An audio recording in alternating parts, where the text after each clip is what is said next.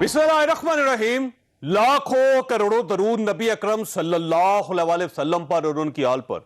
India ने 5 अगस्त 2019 को मकबूजा कश्मीर की खसूसी हैसियत खत्म करके इसे इंडिया का हिस्सा बना लिया था। पाकिस्तान ने इसके खिलाफ शदीद एहतजाज किया था। हमारी पार्लियामेंट का मुश्तरका इजलास भी हुआ था और हुकूमत ने उस इजलास में ऐलान किया था डेमोग्राफी चेंज करना फोर्थ जिनीवा कन्वेंशन के आर्टिकल 49 के खिलाफ है। वॉर क्राइम समझी जाती है। ये रेसिस्ट है आइडियोलॉजी। सारे इंटरनेशनल लॉज और अपने मुल्क के लॉज उन्होंने वायलेट किए। ये वो सोच है, वो आइडियोलॉजी है जिसने महात्मा गांधी का कत्ल किया।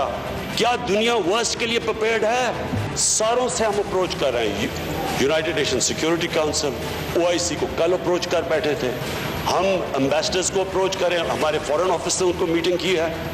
हमने जो मेन हेड्स हैं उनसे बात करें। आज रात मजीद और करूंगा। 2-3 महीने की बात अगला साल लगा लें। 3 से 6 महीने पाकिस्तान और इंडिया में कश्मीर का मसला फाइनल होने जा रहा है। पूरी दुनिया को बताएं कि हिंदुस्तान ने internationally recognised war crime commit किया है। पाकिस्तान नहीं चाहता कि वो किसी जगह पे भी लचक दिखाए और अपने मौक़िफ़ से 1 इंच भी पीछे हटे, जो कश्मीर काज के लिए और ओवरऑल पाकिस्तान के नेशनल इंटरेस्ट के लिए डिफाइन एजेंडा है। प्राइम मिनिस्टर ने उन तमाम फैसलों की कैबिनेट से एंडोर्समेंट कराई जो कौमी सलामती कमेटी ने लिए। उसमें हिंदुस्तान के साथ जो तजारत को मुअत्तल करना है वो भी उसमें शामिल था। इस इजलास के बाद कौमी सलामती कमेटी और काबीना ने इंडिया से तजारत बंद करने का फैसला कर लिया था। हमने इस दौरान सरीना चौक में क्लॉक लगाया था जो कौम को भारत की इस आईनी जारहियत का वक्त, दिन और साल बता रहा था। यह क्लॉक चंद दिन कबल बंद हो गया था। इससे गुजरने वालों को अंदाजा हुआ हम कश्मीर का कड़वा घूंट भी भर चुके हैं और आज यह खदशा सच साबित हो गया। हमने इंडिया से चीनी की तजारत जो है वो खोलने का फैसला किया है 5 लाख टन की हद तक प्राइवेट सेक्टर के लिए। हमारी मजमूई पैदावार 55 से 60 लाख टन है, ताकि यहाँ पे भी हमारी सप्लाई पोजीशन जो है वो बेहतर होए। और आज मिनिस्ट्री ऑफ कॉमर्स की प्रपोजल के ऊपर हमने ये ECC में फैसला किया है कि हम कॉटन की इंपोर्ट को भी इंडिया से खोलेंगे जून के एंड तक। अब इस हुकूमत ने कश्मीर की जिद्दोजहद आज़ादी का भी $1 अरब के रोल ओवर में सौदा कर दिया है। और अब वही भारत की हुकूमत जिसके बारे में कल तक हमें ताने मिलते थे, जिसके बारे में इमरान खान साहब कौमी असेंबली में खड़े होकर लेक्चर दिया करते थे कि ये वजीर आजम मोदी हिटलर है, तो मैं जानना चाहता हूँ कि अब यकायक भारत से कपास और अनाज दरामद करने की समरियां हवाई रफ्तार से चल पड़ी है, तो क्या भारत ने आर्टिकल 370 में जो तरमीम करके कश्मीर को एनेक्स किया था वो कदम वापस ले लिया है? मैं वैसे इस तजारत के हक में हूं, लेकिन इसके बावजूद मेरी एक दरख्वास्त है, कौमों को अपना मौक़िफ़ वाज़े और सीधा रखना चाहिए। ये रोज रोज नाराज हो जाना और फिर राजी हो जाना, ये कौमों के वकार के खिलाफ होता है। क्या इंडिया और पाकिस्तान एक बार फिर करीब आ रहे हैं? ये हमारा आज का इशू होगा। और आज हुकूमत जहांगीर तरीन और इनके साहबजादे अली तरीन के खिलाफ मनी लॉन्ड्रिंग और फ्रॉड का मुकदमा दर्ज करके अपोजिशन की तरफ से एक तरफा एहतसाब की शिकायत का अजाला कर दिया कि अपोजिशन अब मुतमईन है। हम इस पर भी बात करेंगे, हमारे साथ रहिएगा।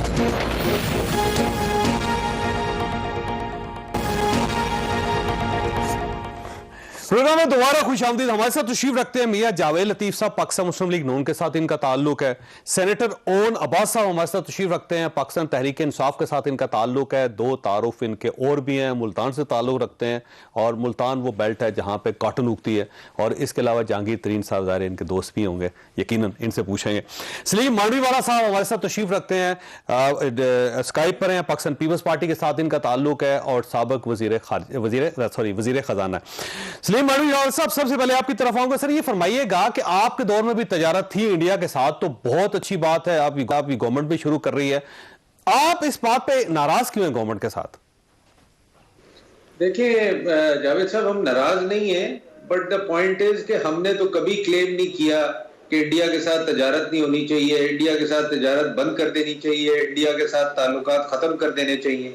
मगर जब आप ये खुद क्लेम करें और ये कहें कि जी हमें इंडिया के साथ उनसे बात भी नहीं करनी चाहिए, उनके साथ एक टेबल पे भी नहीं बैठना चाहिए, उनकी उनकी हर चीज उनके साथ बंद करनी चाहिए, उनकी परवाजें बंद, मोदी हिटलर है, फाशिस्ट है, अब उसके साथ हमारे रास्ते बंद हो गए, दरवाजे बंद हो गए। अब इंडिया के साथ जब तक कश्मीर का मसला हल नहीं होगा कोई रिलेशन नहीं होगी। ये मुझे पता है कि ये सब गवर्नमेंट ने कहा था, लेकिन अब मजबूरी भी है, जाहिर है। क्या कह रहे हैं जावेद साहब? आवाज आ रही है आपको? जी जी सर, ये सारी चीजें थी, लेकिन इसके बावजूद जाहिर है मजबूरी भी है। पाकिस्तान में जब कॉटन नहीं उगेगी तो जाहिर है हमारा तो सारी एक्सपोर्ट्स ही कॉटन बेस्ड हैं, तो कहीं ना कहीं से कॉटन धागा लेना पड़ेगा पाकिस्तान को। जब लेना पड़ेगा तो सबसे बेहतरीन जो मंडी है वो तो इंडिया है, पाकिस्तान के करीब। सर वो तो सही है, मैं सिर्फ आपको ये कह रहा हूं कि कॉटन का जो इशू है, पहले तो आप उसको देखें कि पाकिस्तान में कॉटन कम क्यों हो रही है। मुझे याद है हमारी जब गवर्नमेंट थी 14 से 15 मिलियन बेल पाकिस्तान में कॉटन प्रोड्यूस होती थी, वो कम होते होते होते होते अब हम 9 मिलियन या उससे भी नीचे आ गए। तो पहले तो इस चीज को एड्रेस करें ना कि आपने कॉटन 35% कम हो गया सर। जी जी, तो अब मेरा कहने का मतलब ये है कि इसको भी तो आप एड्रेस करें ना। देखिए ये कह देना कि जी कॉटन मंगवा लें और अपने जो आपके एग्रीकल्चर मुल्क है हर चीज यहां पैदा हो सकती है, उसको आप एड्रेस नहीं कर रहे और कॉटन कंटिन्यूअसली एवरी ईयर कम होती जा रही है। और मैं आपको बताऊं कि इन दी एंड बिल्कुल कॉटन होगी नहीं पाकिस्तान में अगर आपने इसको कंट्रोल नहीं किया और आपने इसके बारे में कुछ किया नहीं। कॉटन के दरख्त लोगों ने काट दिए, कॉटन की फसलें खत्म कर दी, क्योंकि कोई प्रोटेक्शन नहीं गवर्नमेंट की तरफ से, कोई सपोर्ट प्राइस नहीं, कोई कल्टीवेशन पे कंट्रोल नहीं। तो ये तो होना था सर इन दी एंड। लेकिन सर देखिए ना, इसमें आप तो क्योंकि सर वजीर खजाना रहे हैं सलीम साहब, इशू ये है कि कॉटन जो है पाकिस्तान के अंदर जखीरा अंदोजी होती है। जब जखीरा अंदोजी होती है तो प्रॉपर जो कंपनीज है उनको मिलती नहीं है। तो अब जब ये सप्लाई मिलेगी इंडिया से तो जाहिर है फिर वो बैलेंस मार्केट हो जाएगी। दूसरा धागा है, धागे के बगैर तो जाहिर है आप कुछ भी नहीं बना सकते, और पाकिस्तान में धागे की प्रोडक्शन बहुत कम हुई है। चीनी का भी यही इशू है, 135 रुपए किलो चीनी पर पहुंच गई है, और जो ही ये रमजान शुरू होगा मजीद महंगी हो जाएगी। तो अब ये जो 5 लाख मेट्रिक टन चीनी आएगी तो उससे बैलेंसिंग हो जाएगी। देखें जावेद साहब, पहले तो देखें, आपको भी पता है चीनी एक्सपोर्ट क्यों किया आपने, जब आपको पता था कि चीनी नहीं है मुल्क में। इतने समझदार लोग हमारी गवर्नमेंट में बैठे हुए हैं, उनको ये नहीं पता था जब ये समरी बन रही थी, जब ये अप्रूवल हो रही थी कि आगे जो है हमारे पास मसला आ जाएगा, चीनी शॉर्ट हो जाएगी, प्राइसेस विल राइज और हमें मसला आएगा मुल्क में। तो ये तो देखें जो डिसीजन ले रहा होता है उसको ये सोचना चाहिए, और स्पेशली फाइनेंस मिनिस्ट्री को, कॉमर्स मिनिस्ट्री को, एग्रीकल्चर मिनिस्ट्री को, ये सब ऑन बोर्ड होती है जी जब समरी बनती है। तो ये चीजें अगर आप उस वक्त नहीं सोचे और अब आके कहे नहीं जी क्योंकि अभी तो चीनी बड़ी महंगी हो गई तो अब इंडिया से मंगा लो, कॉटन खत्म हो गई तो अब इंडिया से मंगा लो, तो ये मैं ये समझता हूं कि ये चीजें हमें सोचनी चाहिए before we make our decisions, और इसीलिए आज ये नौबत आ रही है। और अब आपने फर्दर देर की कि आप कहीं और से नहीं मंगा सकते तो अब इंडिया से मंगा लें। और अगर ये एक एवेन्यू है इंडिया के साथ हालात ठीक करने का, तो वो भी एक बहाना है कि जी ये तो नजदीक है, कल हम खोलेंगे, परसों चीनी भी आ जाएगी, परसों कॉटन भी आ जाएगी, हालात पाकिस्तान के ठीक हो जाएंगे। मगर सर अगली चीज जो होगी वो वैक्सीन होगी, क्योंकि वैक्सीन हमें किसी जगह से नहीं मिल रही, तो इंडिया के अंदर वैक्सीन वाफर मिकदार में है, वो पूरी दुनिया को सप्लाई कर रहा है। तो वैक्सीन के लिए भी हमें जाहिर है इंडिया के पास जाना पड़ेगा। और नबासा ये फरमाइए, क्योंकि आपका ताल्लुक ही मुल्तान के साथ है, कॉटन का सारा इशू वहां पे, लेकिन गवर्नमेंट के बारे में एक तासुर ऊपर रहा है कि जब ये एक्सट्रीम पोजीशन लेते हैं तो सबको पता होता है कि इन्होंने वापस ले आ जाना है, इन्होंने यू टर्न ले लेना है। अगर आपको ये अंदाजा था कि कभी ना कभी कॉटन भी इंपोर्ट करनी पड़ेगी, आपको चीनी भी इंपोर्ट करनी पड़ेगी, आपको मेडिसिन भी इंपोर्ट करनी पड़ेगी, और ये जो ट्रांजिट ट्रेड है वो भी आपको खोलनी पड़ेगी, तो ये एक्सट्रीम पोजीशन लेने की क्या जरूरत है कि जब तक मसला कश्मीर हल नहीं होगा तजारत नहीं खोलेगी। बिस्मिल्लाहिर्रहमानिर्रहीम, thank you so much. Sir पहला तो जवाब है कि जैसे मानवी साहब फरमा रहे थे, और मैं भी छोटा मोटा एक जिम्मेदार हूँ, कपास और जो शुगर केन है ये दोनों फसलें एक ही टाइम पे चलती हैं सर। अनफॉर्चुनेटली जैसे मानवी साहब फरमाया कि जी 14 मिलियन से जब 9 मिलियन पे बेल्स आई, इत्तेफाक देखिए कि हमारी जो टेक्सटाइल एक्सपोर्ट्स हैं इस वक्त 10 अरब डॉलर सिर्फ इस 8 महीने में उसकी एक्सपोर्ट ज्यादा जा चुकी है। अगर हम कॉटन इंपोर्ट नहीं करते तो टेक्सटाइल इंडस्ट्री को बहुत बड़ा धक्का लगने जा रहा था। एक अपनी जगह इशू। दूसरा, शुगर केन की जो डिमांड है इस साल में इत्तफाकन वो ज्यादा रही है और हमारी बारिशें ना होने की वजह से शुगर केन की जो सप्लाई है वो चेन कम हो गई, तो हमें ये करना पड़ गया। दूसरा इशू रहेगा कि जो ऑस्ट्राजेनेका या वैक्सीन के हवाले से कहा है कि जो ऑस्ट्राजेनेका जो हमें मिलने जा रही थी गोवी कोवैक्स की वजह से जो मुफ्त मिलने जा रही थी, उसकी फैक्ट्री सीरम इंटरनेशनल वहां पे मौजूद है, तो वहां इंडिया में मौजूद है, तो हमें वहां से 17 मिलियन करीब जो वैक्सीन आनी थी वो भी वहीं से आनी थी। सो ये वो आएंगी ना, अगला टारगेट वैक्सीन है हमारा। ये हमारी नीयत के साथ ही हमने जो किया था, कश्मीर के हवाले से जो स्टैंड लिया था वो बड़ा ही लॉजिकल स्टैंड था। देखिए सर, लेकिन सवाल ये एक्सट्रीम पोजीशन, जब आपको अपने जमीनी हकायक का पता होता है 370, तो फिर ये कहना कि हिटलर है, हम उसके साथ बड़ी सीटों पे छोटे लोग बैठ के और इनके साथ जब तक कश्मीर का मसला हल नहीं होगा तो फिर इतनी एक्सट्रीम पोजीशन लेने की क्या जरूरत? आर्टिकल 370 पहली दफा लगा था, इससे पहले भारत ने लगाया। हमारी वो जज्बात, हमारे सेंटिमेंट्स दे वर जेन्युइन, लेकिन एक चीज याद रखिए, हमारी इंटेंशन, हमारे एक्शंस को आप डाउट नहीं कर सकते। अगर नरेंद्र मोदी अगर प्राइम मिनिस्टर इमरान खान की किसी शादी पे आता ना तो मैं डाउट कर जाता कि शायद इस वजह से कॉटन खोली हो। अगर जिंदाल कहीं प्राइम मिनिस्टर इमरान खान के साथ कारोबार कर रहा था तो मैं उसकी नीयत पे शक कर जाता। अगर प्राइम मिनिस्टर इमरान खान वहां जाता और एक प्रेस रिलीज इशू करते कश्मीर का लफ्ज डिलीट करा देता कि मैंने मोदी खुश करना, तो मैं उसको डाउट कर जाता। सारे काम अगर बॉम्बे अटैक्स के बावजूद मैं ये कहता कि बॉम्बे अटैक्स जो है ना वो पाकिस्तान ने करवाए, तो मैं शायद उस पर डाउट कर जाता। और अगर हुर्रियत के लीडर मुझसे मिलने के लिए आते प्राइम मिनिस्टर को और वो इनकार कर देता, मैं डाउट करता। ये सारी चीजें पाकिस्तान फर्स्ट अपनी जगह पे, लेकिन मसला ये कि आपके दौर में कश्मीर निकल गया हाथ से, नहीं चला गया, चला गया। आपको पता है शुगर केन का मेन इशू क्या है? हमारे पास जो शुगर केन की जो इंटरनेशनल प्राइस है वो 95 रुपए मिल रही है, इंडिया के अंदर वो 85 रुपए की है। जब एक गरीब आदमी को 10 रुपए का इंपैक्ट आता है, जो 900 रुपए दिहाड़ी बना रहा है, उसके 10 रुपए कितना इंपॉर्टेंट है ये आप और मैं यहाँ स्टेज पे डिसाइड नहीं कर सकते। मसला ये है कि अब ख्याल ये है कि 1 अरब डॉलर का इशू है, जो नौकरी जो कुछ आप करेंगे ना सर, पाकिस्तान की इकोनॉमी को 1 अरब डॉलर का फायदा हो सकता है, लेकिन कश्मीर, पूरा कश्मीर चला गया। ये दोनों चीजें साथ चलेंगी, ये ऐसा नहीं हो सकता। जहां पे एक लाइवलीहुड है वहां पे एक डिप्लोमेसी है। आप तो जब ये नवाज शरीफ कहते थे या आसिफ अली ज़रदारी साहब कहते थे, आपको बड़ा माजरत के साथ डिप्लोमेसी में, कश्मीर डिप्लोमेसी में अगर जितना काम हमारी गवर्नमेंट ने किया शायद को कर सका हो। आज दुनिया जानती है कश्मीर में एट्रोसिटीज हैं, कश्मीर में जुल्म हो रहा है। इससे पहले सर इससे पहले तो कश्मीर का नाम नहीं लिया जाता था। मैं 2014 में अब्दुल बासित साहब का ले लें, उसमें लिखा है कि जो फॉरेन वो पॉलिसी बनाई गई थी जो एक्सटेंड, उसमें कश्मीर का नाम नहीं लिखना। तारिक फातमी ने और सरताज अजीज साहब ने मियां साहब को कहा था कि इसमें कश्मीर का नाम लिखना, मोदी नाराज हो जाएगा। आपको वैसे मियां साहब खुश होना चाहिए कि जो आपकी पॉलिसी थी वही गवर्नमेंट की पॉलिसी है, लेकिन थोड़ी सी बेहतर है क्योंकि कश्मीर के ऊपर सेक्रीफाइस नहीं किया इन्होंने। कश्मीर का इशू जो है इनकी दिल के अंदर भी है, इनकी जान के अंदर भी है, उससे एक इंच पीछे नहीं हटेंगे।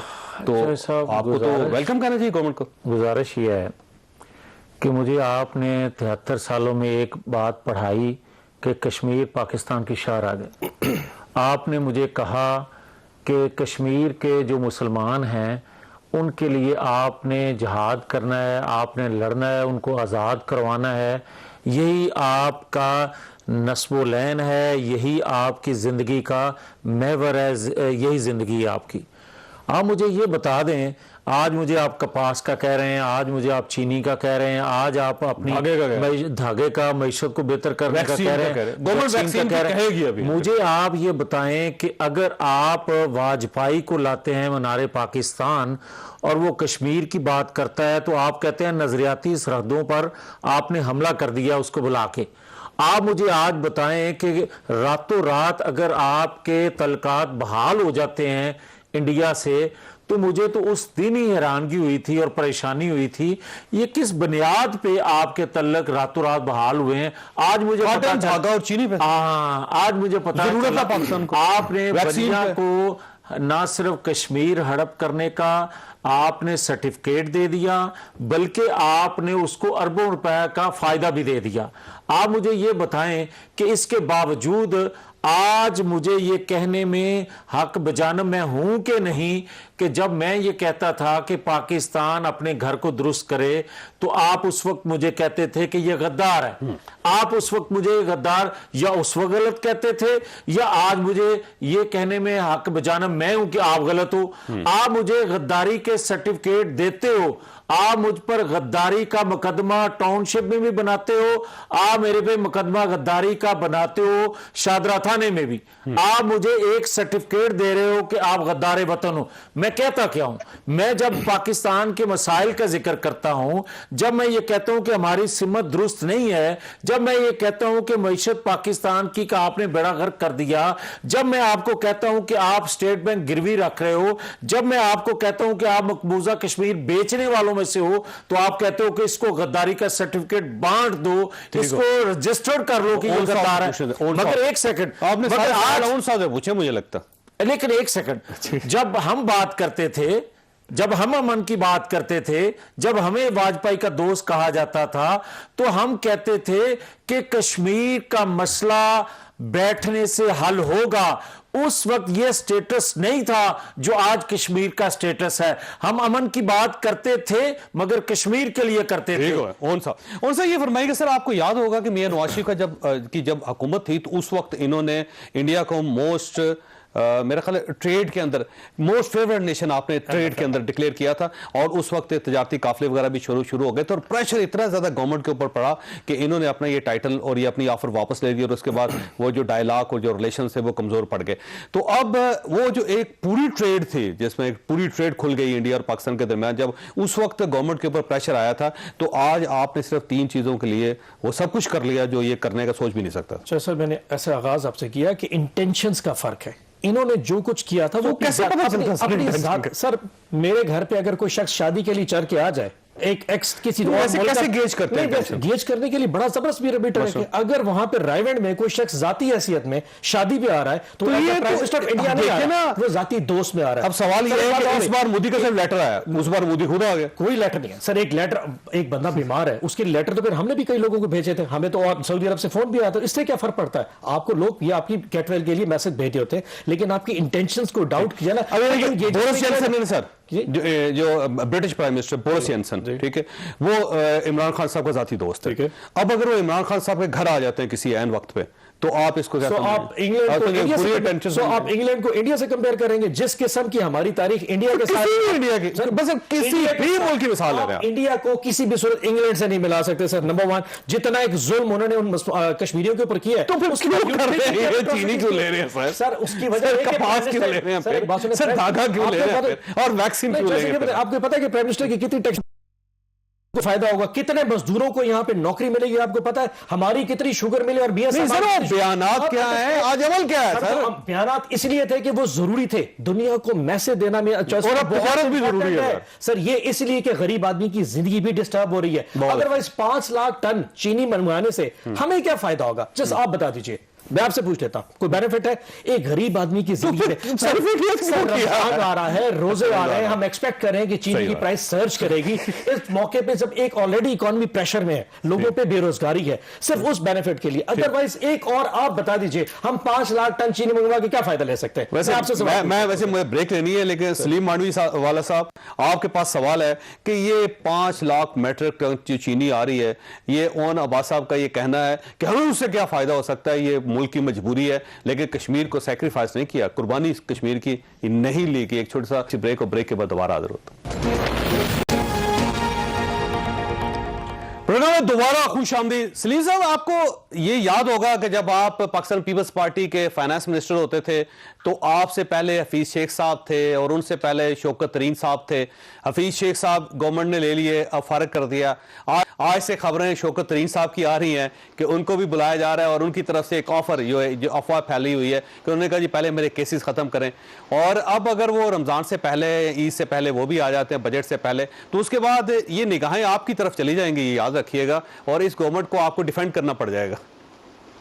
नहीं, क्या मतलब हमारी तरफ चले जाएंगे जावेद साहब? ये तो देखें, मैं नहीं समझता ऐसी कोई बात है। बात यह है कि शौकत तरीन साहब एक एबल फाइनेंस मिनिस्टर थे। वो देखें, किसी को छोड़ना या लाना वो अलग चीज है, मगर हफीज शेख साहब की मुझे बात समझ में नहीं आई इस दफा कि आपने उनकी 2 हफ्ते पहले, 3 हफ्ते पहले उनको इलेक्शन भी लड़वाया सेनेट का, उनकी तारीफें भी की। उन्होंने जब कहा जी मैं जाना चाहता हूं तो उनको कहा नहीं, आप बिल्कुल नहीं जाएंगे, आपने बहुत अच्छा काम किया है, मईशत को टर्न अराउंड किया है।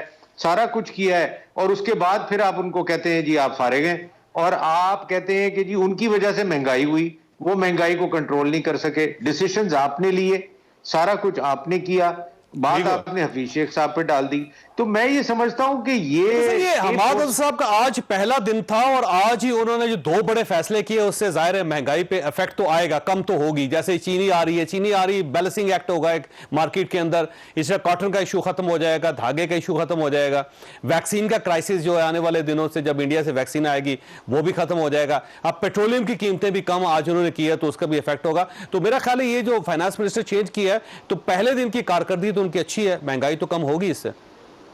देखिए, बात फाइनेंस मिनिस्टर की नहीं है, बात गवर्नमेंट डिसीजन, ये कैबिनेट का डिसीजन है और ये कन्वे हुआ होगा, उन्होंने इसको इम्प्लीमेंट किया होगा। देखिए, हर चीज जो कैबिनेट में आती है या ईसीसी में आती है उसकी बाकायदा समरी वो मिनिस्ट्री मूव करती है, और वो मिनिस्ट्री मूव करने से पहले एक किचन कैबिनेट कह लें आप, जो कि ये डिसीजन लेती है कि ये काम करना है। तो मैं ये समझता हूं कि ये कोई हमाद अजहर साहब ने डिसीजन नहीं लिया, उन्होंने जो गवर्नमेंट का डिसीजन था, प्राइम मिनिस्टर का डिसीजन था और कैबिनेट की उसमें कंसेंट थी, उसको इंप्लीमेंट किया है। और ये मैं नहीं समझता कि हमाद अजहर साहब को आप कह सकते हैं कि जी आते ही उन्होंने ये डिसीजन ले लिया, ये गवर्नमेंट का डिसीजन था। और ये भी मैं आपको एक बात बता दूं, ठीक है, ये कोई 1-2 दिन में डिसीजन नहीं हुआ जावेद साहब, ये इस पे पहले से काम हो रहा था। और आप सुन रहे थे, इंडिया से हमने पहले मेडिसिन अलाउ की, हमने एक एक करके बहुत चीजें, फिर एक लेटर आया, फिर हमने लेटर भेज दिया, फिर ये बैकडोर एक डिप्लोमेसी चल रही थी, उसके इफेक्ट्स आने शुरू हो गए, कोई बाहर के मुल्क भी इन्वॉल्व हुए, ये सारी खबरें चल रही थी उससे पहले, बिल्कुल चल रही थी, और उसका ये नतीजा है जो आपके सामने आया है। और मैं ये समझता हूं कि भाई ये एक एक करके चीजें खोलने का क्या मकसद है, क्या मकसद है? आपने अगर ट्रेड खोलनी है इंडिया के साथ, कश्मीरियों को तो वो आज भी मार रहे हैं, उन्होंने कौन सी अपनी पॉलिसी चेंज कर दी है? कौन से कश्मीरी को वो छोड़ रहे हैं? आज भी कश्मीरी जो है वहीं से रोज एसएमएस करते हैं, रोज अपनी हालत खराब की स्टोरियां सुनाते हैं, सब कुछ करते हैं। कश्मीर में कोई चेंज नहीं आई, मगर आप में चेंज आ गई। आपने चेंज इसलिए आज भी लॉकडाउन है सर वहां पे, आज भी इंटरनेट बंद है, आज भी कश्मीरी लॉकअप्स में है, आज भी कश्मीरियों के ऊपर जुल्म हो रहा है, लेकिन सारे ट्रेड भी पाकिस्तान ने शुरू कर दी। मियां जावेद लतीफ़ सर ये फरमाई, सर गवर्नमेंट का ख्याल ये है कि सिर्फ इंटेंशंस का इशू है, यानी जो कुछ आप करते थे उसकी इंटेंशन बुरी थी, कोई आप जाती फायदा उठाना चाहते थे। अब क्योंकि जो इमरान खान साहब है उनकी अपनी कोई मिल नहीं है, ना वो चीनी का कारोबार करते हैं, ना उनकी कॉटन मिल है, लिहाजा अब जो कुछ कर रहे हैं गुड इंटेंशन से कर रहे हैं। जो सब बदकिस्मती है, और मैं समझता हूँ कि जो सिलेक्टर हैं उनको भी समझ आ जानी चाहिए, और ये पाकिस्तानी कौम पर रहम कोई करे, अगर सोचा जाए तो ये मुल्क होगा तो ये बातें होती रहेंगी, ये खेल खेले जाते रहेंगे कि मेरी फैक्ट्री है नहीं है, मैं गद्दार हूँ, मुहिब वतन हूँ, क्या हूँ। मगर मैं आपकी खिदमत में ये ज़रूर अर्ज़ करने की जसारत कर रहा हूँ कि मुझे ये बताए कोई कि जब वाजपेयी मीनार पाकिस्तान आए थे तो क्या वहाँ कोई दोस्ती की पींगें बढ़ाई गई थी या कश्मीर की बात की गई थी, और उसने इतराफ़ नहीं किया था।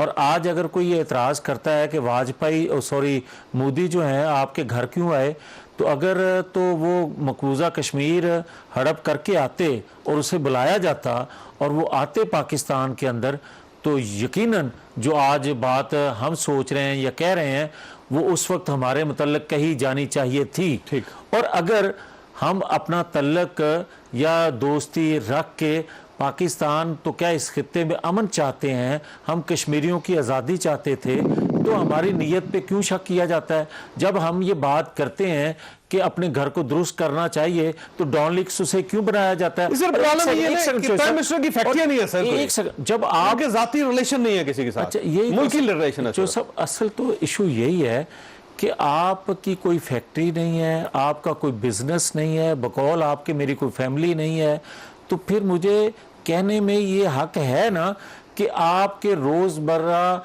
मामूलात जो चल रहे हैं, जो लग्जरी लाइफ आप गुजार रहे हैं पिछले 30-35 साल से, वो चौधरी जावेद साहब उसकी इन्वेस्टमेंट कर रहे हैं या जहांगीर तरीन साहब कर रहे हैं या रज़ाक दौद साहब कर रहे हैं। आप आज 2 FIRs हो गई सर, मनी लॉन्ड्रिंग की और उसके बाद जो मालियाती चौधरी साहब मालियाती बदनीति चौधरी साहब, वजह आप मुझे ये बताएं कि नैब इससे पहले उसकी इन्वेस्टिगेशन कर रहा था, GIT उसके मुतल्लिक बनी थी, उसका क्या बना? मगर दूसरे लोगों की कोई इन्वेस्टिगेशन नहीं, आप सिंपल एक दरखास्त लेते हो, उसको गिरफ्तार कर लेते हो। आप इनके खिलाफ कार्रवाई क्यों नहीं कर रहे? अब कार्रवाई हो रही है तो आपको ये एतराज है सर कि नहीं हो रहा? उसका एतराज ये है तो सर देखें ना, 3 अरब 14 करोड़ रुपए का मालियाती फ्रॉड, इसके अलावा 2 अरब 20 करोड़ रुपए की मनी लॉन्ड्रिंग है, तो सॉरी ये तो 5-5.5 अरब रुपए का देखिए पूरा स्कैम है। इसमें बदनीति है, बड़ी माजरत से मैं आपको ये अर्ज करने लगा हूँ, इसकी आड़ में कि देखा हमने जहांगीर तरीन के खिलाफ भी एक्शन लिया है। लोग तो कहते हैं उसको ब्लैकमेल करने के लिए, उसको दबाव में लाने के लिए, यकीन कैसे होगा सर? छोड़ दें इसको, मगर मैं छोड़ दें उनको, मैं आज नहीं, मैं आज ये आपको ये कह रहा हूं कि दरअसल जहांगीर तरीन पर ये FIR जो हो रही हैं, इसकी आड़ में अपने मुखालफीन के लिए जो घेरा तंग किया जा रहा है, रगड़ा इनको ओन अबासा। सर ये फरमाइए ओन साहब, बड़ी दिलचस्प सूरत हाल है कि आपको ये भी पता नहीं चलता कि हफीज शेख साहब जो हैं अच्छे फाइनेंस मिनिस्टर हैं या नहीं हैं, और बाकी जो मिनिस्टर्स हैं उनके बारे में भी आपको अपने इसी तरह आपको जहांगीर तरीन साहब को भी नहीं पता चलता जब आप जहाज़ इस्तेमाल कर रहे हैं, हेलीकॉप्टर इस्तेमाल कर रहे हैं, कि ये मालियाती फ्रॉड के अंदर इन्वॉल्व हैं और ये मनी लॉन्ड्रिंग कर रहे हैं। तो ये आप इतने जो नेगेटिव लोग हैं, गलत लोग हैं, उनको अपने साथ चलाते कैसे रहते हैं? क्योंकि ये तो आपकी जो पार्टी है उसके जनरल सेक्रेटरी भी रहे। वैसे मज़े की बात ये कि आपने ये सवाल मुझे तरीन साहब के वाले से पूछा, यही सवाल अगर मैं मियाँ साहब से पूछूं, इनको आज तक पता नहीं चला किस लीडर को ये फॉलो कर रहे हैं जो आज पाकिस्तान से सारे पैसे उठा के यहाँ से लंदन दौड़ गया है। मैं आपको जहांगीर तरीन साहब इतने लीडर की आज तक समझ नहीं लगी, मुझे चाह रहे कि सेक्रेटरी जनरल थे। ऐसा नहीं होता सर, आपको ये नहीं पता कि वो मालियाती बदइनवानी में मसरूफ है। आपको हमें सपोर्ट करना पड़ेगा। मैं आपको थोड़ी सी ना फैक्ट्स के साथ बात करता हूँ। अक्टूबर 2010 में जब पीपल्स पार्टी की गवर्नमेंट थी, चीनी 100 से ऊपर गई थी। जुलाई 2017 में चीनी 134 रुपए पे गई थी। ये पहली गवर्नमेंट है जिसने इस क्राइसिस में, जब ये चीनी का पिछले साल क्राइसिस हुआ, उसको इन्वेस्टिगेट किया और जिसमें जो लोग इन्वॉल्व थे उनके खिलाफ कार्रवाई शुरू हो गई। अब जहां तक तरीन साहब की बात है, ये FI ने जो केस किया वो फर्स्ट इन्वेस्टिगेशन रिपोर्ट है, वो एक चीज इन्वेस्टिगेट होगी और पता चल जाएगा कि क्या उस पर क्रिमिनलिटी है या नहीं है। लेकिन अब कम से कम इस चीज को एप्रिशिएट हो गया। आज तक इनकी गवर्नमेंट्स ने, देखिए सर मैं एप्रिशिएट करता हूं। एक सवाल नहीं सर, एक सवाल देखिए, ख्वाजा आसिफ है, मियां शवाशिफ हैं, ख्वाजा साद रफीक है, अयाज सादक हैं, शायद खाकान अब्बासी हैं, इन सब के खिलाफ किसी किस्म की कोई इन्वेस्टिगेशन नहीं हुई थी। इनको नैब ने उठा के जेलों में फेंक दिया था। ये सर 1.5 साल वहां पे रहे। उसके मुकाबले में जहांगीर तरीन साहब के खिलाफ जितने इल्जाम हैं उसमें प्रॉपर एविडेंस आ गया है। FIA ने कह दिया कि ये पैसे इन अकाउंट्स में गए हैं, उनकी पूरी फैमिली के लोग आ गए, लेकिन जहांगीर तरीन साहब आज भी आजाद कर रहे हैं। पहले सवाल का जवाब देते हैं। आज तक इनकी हुकूमतों ने कभी कोई इन्वेस्टिगेट किया? उसकी वजह यह थी ना, शुगर मिलें भी इन्हीं की है, ये याद रखिए। तो जहांगीर तरीन साहब सबसे अगर है तो आज चीजें खुल के सामने आज जब इन्वेस्टिगेट होगी। अब जहां तक 38% जो है जहांगीर तरीन साहब अगर ख्वाजा आसिफ को यहाँ डिफेंड करेंगे, जो दुबई में एक होटल के मुलाजिम के तौर पे एक डिफेंस मिनिस्टर के तौर पे काम करे, मुझे उस मॉरल पैसे ले लिए होंगे, वैल्यूज की तो सर उससे कितने पैसे ले लिए, कितने पैसे ले लिए होंगे किसने? उससे ख्वाजा आसिफ साहब। मुझे क्या पता सर, लेकिन क्या स्टैंडर्ड है 1 अरब 2 अरब जितना भी, ये 5.5 अरब का स्कैम तो आपके सामने पड़ा हुआ है। इसको अप्रिशिएट करें कि आज पाकिस्तान में इदारे आजाद है, नैब भी आजाद है, FIA भी आजाद है। अगर तरीन साहब जैसे लोग जो हमारी पार्टी का कहना यही है कि ऐसी आजादी है कि जिनके खिलाफ एविडेंस आ गया वो आज भी आजाद कर रहे हैं, वो बाहर से दौरा करके वापस भी आ गए। वैसे एक उनकी फैमिली के किसी शख्स को अभी तक गिरफ्तार नहीं किया गया, उनको FIR नोटिस कंपैरिजन करेंगे, 6 बार FIR नोटिस, FIA उसको नोटिस देता है, वो तशरीफ नहीं लाते वहां पे। FIA ने खुद कहा कि वो तशरीफ नहीं लाए, वो आजाद कर रहे हैं। और दूसरी तरफ जिनके खिलाफ कोई केस साबित नहीं हुआ हुआ वो जेलें काट के वापस आ जो जिनके साथ साबित हो गया, जो लंदन दौड़ गया, उनकी बात आप नहीं करेंगे। वैसे मैं वैसे हैरान हूं भाई डिफेंड करने का कोई तरीका तो वैल्यू नहीं है। मसला ये है कि वो अगर इतने बड़े मुजरिम थे तो बाहर क्यों भेज दिया आपने? एथिकल स्टैंडर्ड्स आप सबके लिए बनाना शुरू करें ना। मैं वैसे कभी कभी सोचा कि मुझे प्राइम मिनिस्टर इमरान खान से आपने अपने लिए खुद सेट किया, सेट कर दिया। अल्हम्दुलिल्लाह आज वही है कि आज FIA भी ऑपरेट कर रहा है, आज नैब भी ऑपरेट कर रहा है। अब हर चीज को FIR इंडिपेंडेंट इंटेंशन तरीन साहब से स्ट्रॉन्ग कोई PTI में शख्स हो सकता है? अगर FIA इतना स्ट्रॉन्ग ऑपरेट कर रही है तो सर अप्रिशिएट करना, ये एथिकल स्टैंडर्ड्स है, ये मॉरल करना चाहिए। एक मॉरल वैल्यूज की बात करो। मेरे राष्ट्रपति साहब एक दिन मिले थे, मुझसे पूछा कि यार वो नवाज शरीफ साहब मेरे साथ वाली जेल में थे, तो रात को मुझसे मुलाकात पे आए, सुबह के टाइम मुझे पता लगा वो लंदन चले गए। मुशर्रफ गवर्नमेंट बात, ये मॉरल वैल्यूज की बात होती है सर, एथिकल स्टैंडर्ड्स होते हैं। जिनके लीडर्स लंदन में बैठे वो बैठ के जावेद चौधरी के शो में उसको डिफेंड करें। यकीन जाने अगर इमरान खान बैठा होता ना लंदन में और वहां पे स्टारबक्स पे कॉफी पी रहा होता या हुक्का पी रहा होता या वाइट पाथ वॉक करता, मैं आपके यहाँ पे बैठ के डिफेंड ना कर पाता। मैं शायद चाहता चाकी में और अपने नजरिए को कहीं दबा के आता कि यही पे पड़ा रहा है मेरा सारा नजरिया। तो उन्होंने तय किया। अब मैं गुजारिश करूंगा, मेरे छोटे भाई हैं, मैं इनके जज्बात की कदर तो नहीं कर सकता, ऑल ड्यू रिस्पेक्ट सर, मगर मेरी गुजारिश ये ज़रूर है कि जिस लीडर का जिक्र ये मेरे भाई कर रहे हैं, मुझे उस पर फ़ख्र है और मुझे ही फ़ख्र नहीं है, कौम को उस पर नाज है। और जो लोग उसको सज़ा देने वाले थे वो भी कल को उससे माफ़ी मांगेंगे, ये वक्त आ रहा है। उसकी वजह 2-3 है कि पाकिस्तान के अंदर मेरे भाई ने कहा कि वो जेल में थे, सुबह पता चला वो बाहर चले गए। मेरे भाई को ये एहसास होना चाहिए कि वो हाईजैकर नहीं थे, उनको हाईजैकर बना के जब सज़ा दी गई, या सज़ा गलत थी या जब वो वापस आए थे वो सज़ाएं ख़त्म हो गई तब वो ठीक थे। ये चीज़ें माजी में होती रही हैं और आज भी अरशद मलिक जैसे जज से जिस तरह ये भाई कह रहे हैं कि सज़ा याफ्ता हैं, तो सज़ा याफ्ता जब अरशद मलिक जैसे जज ढूंढे जाएंगे तो फिर सज़ाएं तो होंगी। और मेरा जुर्म है कि मैं जब ये कहूँ वक्त से पहले कि हमारे पे पाबंदियां लगने वाली हैं, हमें दुनिया वॉच कर रही है, हम अपने आप को दुरुस्त करें तो हमें गद्दार बना दिया जाए। और जवेद लतीफ़ अगर ये बात करे कि भाई हमारे ये मसाइल हैं और आप ये गलत कर रहे हैं, हमारी मईशत डूब गई है, और अगर हमें धमकियां दी जाएंगी कि आपको कत्ल कर दिया जाएगा, तो सिर्फ पाकिस्तान जिंदाबाद कहने से मामला हल नहीं होगा। पाकिस्तान को जिंदाबाद कहने के लिए अमलन हमें रोल अदा करना चाहिए। तो मुझे टाउनशिप में गद्दारी का सर्टिफिकेट दे दिया जाता है, तो फिर मैं ये कहूंगा कि खुदा के लिए इस रवैये ओन अब्बास साहब को कह रहे हैं नहीं, ये तो मेरे छोटे भाई हैं, मैं इनको क्या मैंने कहना है, जो इनको लाने वाले हैं मैं तो उनसे मुखातब हूँ, मैं उनसे मुखातब हूँ जो इमरान खान साहब को जिन्होंने सिलेक्ट किया, मैं तो उनसे मैं आवाम लेकर आए हैं। मैं जवाब दो मैंने ब्रेक के बाद आऊंगा। सलीम साहब आपकी तरफ एक सवाल छोड़कर जा रहा हूं कि अब जहांगीर तरीन साहब के खिलाफ FIR हो गई है, तो अब आपका क्या ख्याल है? अपोजिशन को कम से कम ये कहना तो बंद कर देना चाहिए कि एहतसाब जो सिर्फ और सिर्फ अपोजिशन के लिए है, गवर्नमेंट के किसी शख्स के खिलाफ किसी किस्म की कार्रवाई नहीं होती। आज तो वो कार्रवाई हो गई। एक छोटी सी ब्रेक और ब्रेक के बाद दोबारा हाजिर होता।